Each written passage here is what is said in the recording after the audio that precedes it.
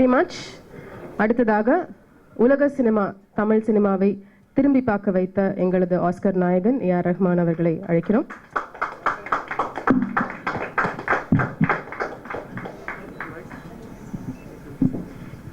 அதே மாதிரி கொஸ்டின்ஸ் தான் சார். முதல்ல உங்களோட relationship with Bharat Bala, friends, advertising, அதுக்கப்புறம் வந்தே மாத்திரம், ஜனகணமன, இப்போ மரியான், ஒவ்வொரு தடவையும் வந்து அவரோட நீங்கள் ஒர்க் பண்ணும்போது அந்த ஃபீலிங் எப்படி இருக்கும்? இப்போ மரியானில் ஒர்க் பண்ண எக்ஸ்பீரியன்ஸ் எப்படி இருந்தது? நான் சினிமாவில் கம்போசராக ஒர்க் பண்ணுறப்போ பரத் பாலா கூட ஒர்க் பண்ணுறது ஒரு எக்ஸ்கர்ஷன் மாதிரி, ஒரு ஆஃப் சினிமா மாதிரி திங்க் பண்ணாமல் something to do with the country, something to do with humanity, இது மாதிரி ப்ராஜெக்ட்ஸ் தான் யோசிப்போம். ஸோ அவர் வந்து இப்போது இந்த கடந்த 10 வருஷமாக இந்த ஹோல் டிரான்சிஷன், ஒரு டாக்குமெண்ட்ரி ஃபிலிம் மேக்கர்லேருந்து ஒரு ஆட் ஃபிலிம் மேக்கர்லேருந்து ஸ்டோரி டெல்லிங் வந்திருக்காரு. இன்னும் நிறைய ஸ்டோரி வச்சுருக்காரு, போட்டு டார்ச்சர் பண்ணுவார். பட் அவரோட பேஷன் எது எடுத்தாலும் இன்னும் நல்லா பண்ணோம், மிச்ச பேரோட நல்லா பண்ணோம்.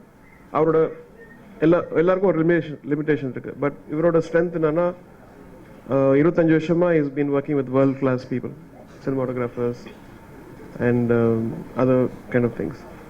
அவரோட ஆட் வந்து ஒரு 25 இயர்ஸ் முன்னாடியே வேறு லெவலில் இருக்கும்.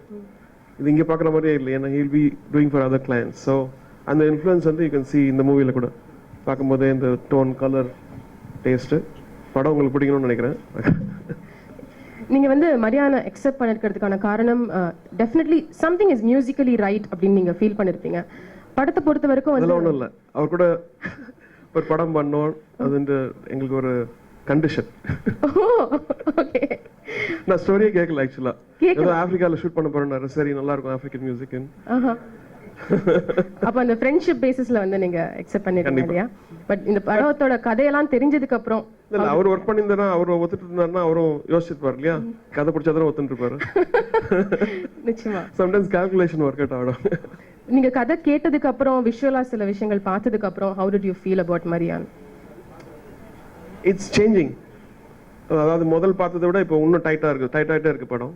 ஸோ இன்னும் இப்போ பேக்ரவுண்ட் மியூசிக் பண்ணிட்டு இருக்கோம். நான் இன்னும் ஃபுல் படமும் ஒன்றும் பார்க்கல ஆக்சுவலாக. ஃபர்ஸ்ட் ஹாஃப் பார்த்தேன், ஃபர்ஸ்ட் ஹாஃப் முடிச்சாச்சு பேக்ரவுண்ட் ஸ்கோர். செகண்ட் ஹாஃப் பண்ணிட்டே இருக்கோம் இப்போ. ஓகே, நிறைய படங்கள்ல வந்து மியூசிக் வந்து ஒரு லைட்டர் மொமெண்ட்டுக்காக, ஒரு பிரேக்காக இருக்கும். பட் மரியானை பொறுத்த வரைக்கும் வந்து ஸ்க்ரீன் பிளேல வந்து மியூசிக் லிரிக்ஸ்க்கும் வந்து ஈக்குவலான ஒரு மீனிங் அண்ட் ஸ்பேஸ் இருக்கு. ஸோ இந்த மாதிரி ஒரு சிஸ்டம் நீங்க வந்து எத்தனையோ படங்கள் கம்போஸ் பண்ணிருக்கீங்க. மரியான்ல அந்த மியூசிக்கலி லிரிக்கலி உள்ள screen play along with film screen play எப்படி இருந்தது அந்த எக்ஸ்பீரியன்ஸா? அப்படிலாம் யோசிக்கல ஆக்சுவலாக. நாங்கள் ஒர்க் பண்ணிட்டு வில் பி திங்கிங் அபவுட் என்ன பாட்டு பண்ணலாம், அப்புறம் என்ன லைனில் என்ன மாதிரி போடலாம் சொல்லிட்டு இவர் வந்து ஹில் கிவ் சம் ஐடியாஸ், இந்த மாதிரி பண்ணலாமான்னு சொல்லிட்டு. சம்டைம்ஸ் அந்த லைன் ஆட்டோமேட்டிக்காக வந்துடும், ஒரு டியூன் வரும். So he'll be living with that. And so அவரே இவால்வ் ஆயிருக்காரு நிறைய. முதல் சொன்னதை விட ஜாஸ்தி நிறைய rooted himself in Tamil cinema kind of thing, which is very nice. And லிரிக்ஸை பொறுத்த வரைக்கும் ரொம்ப சிம்பிள், ரொம்ப வந்து நம்ம பேசும்போது எப்படி இருக்குமோ அந்த மாதிரியான லிரிக்ஸ். இந்த ரெமினிசன்ஸ் பீரியட்ல கண்ணதாசன் சார் சமயத்துல கேட்ட லிரிக்ஸ் வந்து மறுபடியும் கேட்குற மாதிரி இருக்கு. ஐயோ, இதெல்லாம் மாட்டி விடாதீங்க. இல்ல, ரொம்ப சிம்பிளான லைன்ஸா, நேற்று அவள் இருந்தாள், அந்த மாதிரி விஷயங்கள் வந்து பேசும்பொழுது எப்படி இருக்குமோ அந்த மாதிரி இருக்கு.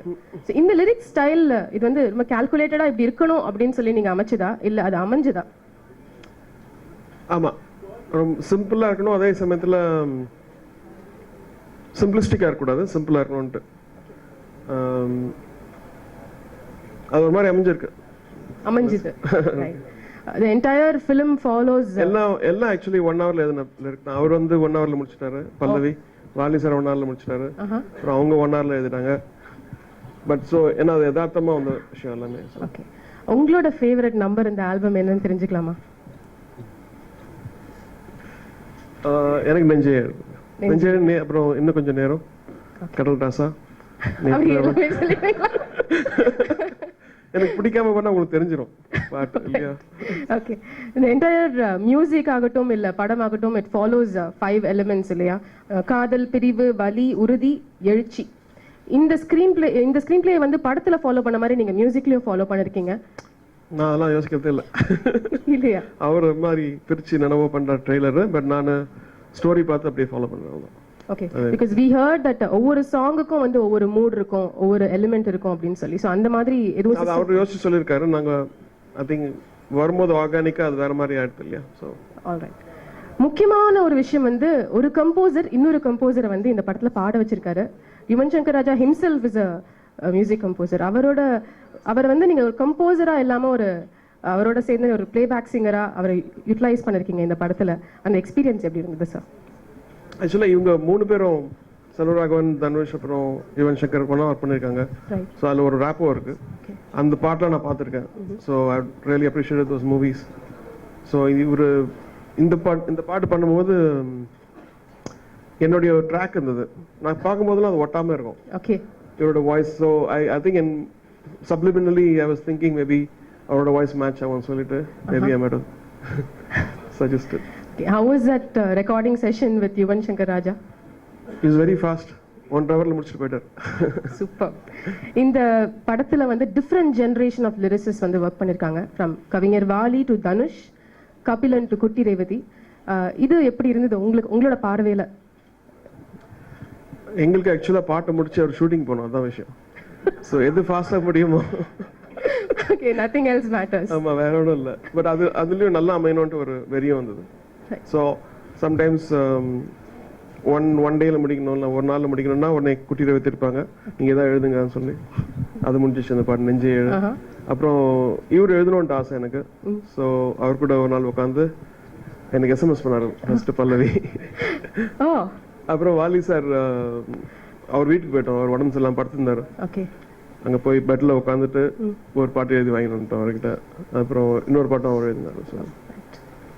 So I think part convenience, part destiny, I guess. Excellent.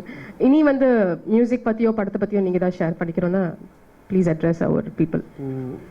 பாட்டு ரிலீஸ் ஆயிடுச்சு, ஸோ அவங்க ஏற்கனவே ஷேர் பண்ணிட்டாங்க. ஓகே, நான் பாரு